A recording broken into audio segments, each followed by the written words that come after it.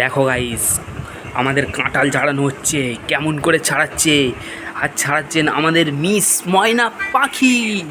এই দেখুন উনি ছাড়াচ্ছেন, কেমন করে ছাড়াচ্ছেন।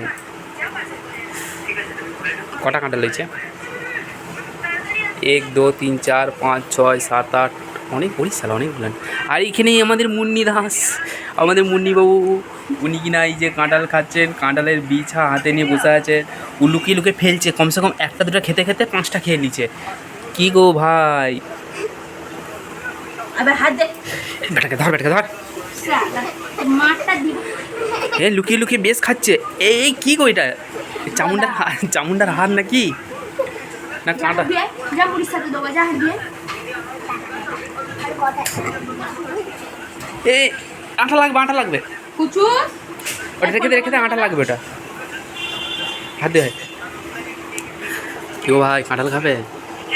আমি কিন্তু লোক দিয়ে দিচ্ছি, পেট যন্ত্রণা করবে কিন্তু। আমি নুন পোড়া খেয়ে নেবো।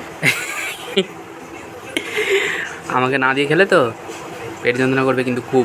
তোমাকে দিইনি, দিলাম তো। কটা দিয়েছো? ওই একটা দুটো দিয়েছো।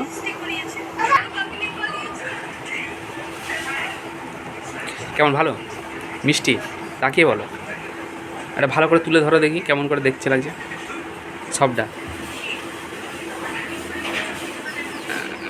ভালো করে এদিকে তাকাও, এদিকে ধরে নিয়ে তাকাও।